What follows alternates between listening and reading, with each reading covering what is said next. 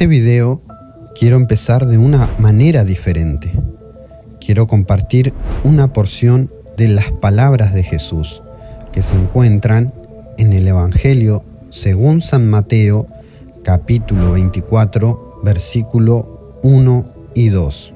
Cuando Jesús salió del templo y se iba, se acercaron sus discípulos para mostrarle los edificios del templo. Respondió él, les dijo: ¿Veis todo esto? De cierto os digo que no quedará aquí piedra sobre piedra que no sea derribada. Jesús, en esta cita de las Escrituras, profetizó la destrucción del templo. Y esto pasó aproximadamente en el año 70 por el ejército romano, dirigido por su futuro emperador Tito. Durante años, la Iglesia de Cristo se reunía en casas y también eran perseguidos por el ejército romano, despojados de sus viviendas y excluidos de la sociedad. Eran objeto de burlas y asesinados como mártir por predicar la fe en Cristo Jesús. Muchos años después, en el 313, los emperadores romanos Constantino y Licinio promulgaron el Edicto de Milán, el cual permitió a los cristianos participar de su fe libremente, poniendo fin a la persecución y restituyendo las propiedades confiscadas. Este hecho se consideraba el inicio de la colaboración entre el cristianismo y el Imperio Romano. Constantino fusionó creencias de los cristianos, los judíos, los mistraístas y de los paganos para crear la Iglesia Católica Apostólica Romana. La nueva religión adoptó la cruz como símbolo. Constantino usaba la cruz como símbolo tras tener una visión de ella en el cielo, que le auguraba la victoria de una batalla contra Magencio, quien era el emperador del Imperio Romano del Occidente. Según los historiadores, la conversión de Constantino al cristianismo fue más o menos así. Se cuenta que antes de la crucial batalla del puente Milvio, Constantino recibió instrucciones en un sueño de marcar los escudos de sus soldados con el monograma cristiano Chis Rho, las primeras palabras griegas de la palabra Cristo. Sabemos esto gracias a la narración del apologista cristiano Lactancio. No obstante, esta versión de la historia no es la única que existe, ya que por otro lado, Eusebio ofrece una narrativa ligeramente distinta, describiendo cómo Constantino, en plena campaña contra Magencio, presenció en el cielo el mismo símbolo acompañado de la promesa in nox signo vincis, con este signo vencerás. Aunque esta versión fue compartida por el propio emperador en sus últimos años de vida, es considerada más problemática que la primera, principalmente por el hecho de una visión de una cruz en el cielo.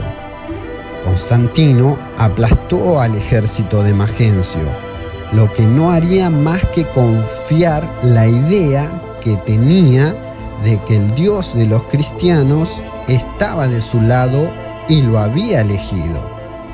Posterior a la batalla de Puente Milvio, tuvo que confirmar una alianza con Licinio. Pocos después de la caída de Magencio, Constantino se encontró con Licinio en Medialanum, la actual Milán, para sellar una serie de acuerdos políticos. Uno de los frutos más notables de este encuentro fue lo que hoy se conoce como el Edicto de Milán. El Edicto de Milán, promulgado en el 313, fue un decreto emitido por los emperadores romanos Constantino y Licinio, que establecía la libertad de culto en el Imperio Romano. Este edicto puso fin a las persecuciones de los cristianos y les otorgó la libertad de practicar su religión sin restricciones. Detalles claves del Edicto de Milán. Fecha: año 313 después de Cristo. Emisores: emperadores Constantino y Licinio. Contenido: libertad de culto para todos los ciudadanos del imperio, incluyendo a los cristianos. Fin de las persecuciones contra los cristianos. Devolución de propiedades confiscadas a los cristianos. Impacto: el cristianismo pasó de ser una religión perseguida a una religión legalmente reconocida. Se abrió el camino para el desarrollo y consolidación de la Iglesia como institución social, jurídica y política. Marcó un punto de inflexión en la historia del cristianismo y su relación con el Imperio Romano. En resumen, el Edicto de Milán fue un hito histórico que marcó la transición del cristianismo de una religión perseguida a una religión legalmente reconocida, estableciendo la libertad de culto en el Imperio Romano. Por otro lado, Constantino no había alcanzado su máximo esplendor en el trono del Imperio Romano. Todavía necesitaba derrotar a Licinio y para ello también se había unido políticamente con los cristianos, financiando construcciones de iglesias, incluyendo la Basílica de San Pedro en Roma y la Basílica de la Natividad en Belén, entre otras. Constantino derrotó a Licinio en una serie de batallas en el año 324, culminando en la derrota de Licinio en Crisópolis y su posterior rendición. Esta victoria unificó al Imperio Romano bajo el gobierno de Constantino, marcando el fin de la tetrarquía y el inicio de su reinado como único emperador. El proceso de la derrota de Licinio fueron los siguientes: Batalla de Adrianópolis. En julio del 324, Constantino derrotó a Licinio en la batalla de Adrianópolis, forzando al emperador oriental a refugiarse en Bizancio. Batalla de Crisópolis. Constantino persiguió a Licinio y lo derrotó de nuevo en Crisópolis, en la costa asiática de Bósforo, según datos de Wikipedia.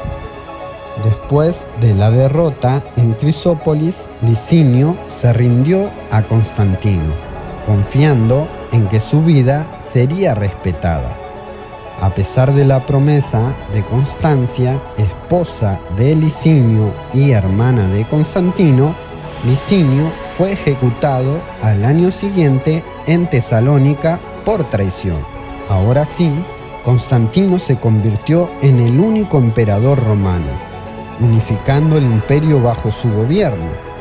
Constantino reconstruyó la ciudad de Bizancio y la rebautizó como Constantinopla, que más tarde se convertiría en la capital del Imperio Romano de Oriente. La derrota de Licinio marcó el fin de la tetrarquía, un sistema de gobierno en el que el Imperio Romano era gobernado por dos emperadores, uno en el este y otro en el oeste, y dos César, viceemperadores.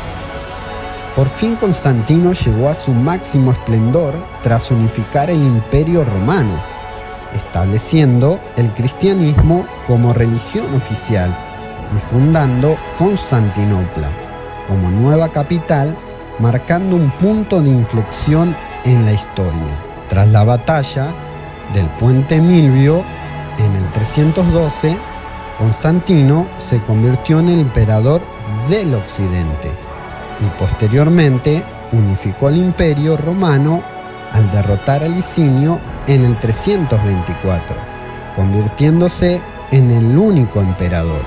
Para simbolizar la unidad y el poder del imperio, Constantino fundó Constantinopla, una nueva capital que se convirtió en un centro político, económico y cultural de gran importancia. También implementó reformas políticas y administrativas para fortalecer el imperio, incluyendo la creación de una nueva moneda, la división administrativa en diónesis y la centralización del poder en el emperador. Constantino dejó un legado que perduró incluso hasta hoy en día con Constantinopla, convirtiéndose en el centro del imperio y la influencia del cristianismo extendiéndose por toda Europa y el resto del mundo libre. Un año más tarde, después de la derrota a Licinio, Constantino convocó el primer concilio ecuménico en Nicea, en el año 325, para abordar la controversia arianista y establecer la ortodoxia cristiana. Fundó Constantinopla, actual Estambul. Fue fundada por Constantino y se convirtió en el centro del Imperio Romano Oriental, donde el cristianismo tuvo un papel central. Algunos historiadores y teólogos han enseñado que la relación de Constantino con el cristianismo dio lugar al césaropapismo, donde el emperador ejercía autoridad sobre asuntos religiosos. Aunque las razones detrás de la conversión y promoción del cristianismo de Constantino son sujetas a interpretaciones, se cree que Constantino buscaba la unidad del Imperio Romano y la estabilidad política, y vio en el cristianismo una fuerza unificadora. En resumen, la figura de Constantino fue fundamental para la historia del cristianismo, transformándolo de una religión perseguida a una fuerza importante dentro del Imperio Romano. Sus acciones sentaron las bases para la evolución del cristianismo como una religión oficial y una influencia significativa en la cultura occidental. El Concilio de Nicea, el primero de la Iglesia Católica, fue convocado por el emperador Constantino en el año 325. Su objetivo principal era resolver la controversia cristológica causada por la predicación de Arrio, quien negaba la divinidad de Jesucristo. El concilio condenó el arrianismo y redactó el Credo Niceno, que se convirtió en el núcleo del credo cristiano. El concilio se convocó en un momento de gran tensión religiosa y política en el Imperio Romano, donde el cristianismo, recién legalizado, se enfrentaba a diversas interpretaciones sobre la naturaleza de Jesucristo. El principal objetivo era resolver la controversia arriana, que ponía en duda la plena divinidad de Jesucristo, y establecer un credo común para la Iglesia. El concilio reunió a unos 230 obispos de todo el Imperio Romano y fue presidido por el emperador Constantino. Condenó el arrianismo, la doctrina que negaba la consustancialidad de Jesucristo con el Padre. Redactó el Credo Niceno, que establece la consustancialidad de Jesucristo con el Padre, así como la creencia en la Trinidad. Determinó la fecha de la Pascua, estableciendo que no debería celebrarse a la vez que la Pascua judía. Dirigió la reconciliación de algunos obispos, incluyendo a Eusebio de Cesarea, quien había apoyado el arrianismo. El Concilio de Nicea fue un hito crucial en la historia de la Iglesia, estableciendo un credo común y resolviendo una de las controversias teológicas más importantes de la época. El credo niceno, también conocido como el símbolo niceno, es una declaración de fe que establece los fundamentos de la teología cristiana. Se ha utilizado durante siglos en las liturgias de diversas iglesias cristianas. He aquí vemos el punto de distorsión que ha acarreado años en la historia cristiana, donde un emperador estableció su propia religión, uniendo la fe de muchos cristianos con la fe de los romanos.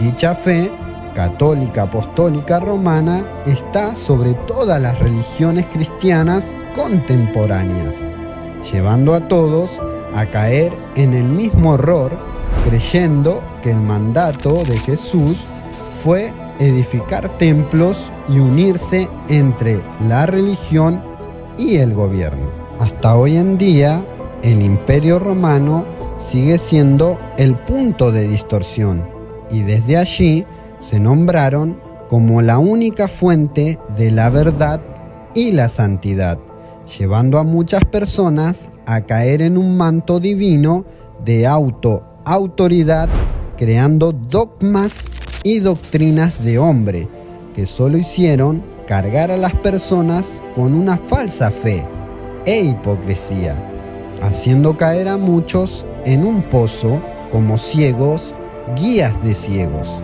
Querido amigo, querido hermano, es hora de retomar la senda antigua, de salir del gobierno de Babilonia y volver al camino de la fe en Jesús, el único que nos puede guiar a la verdadera religión.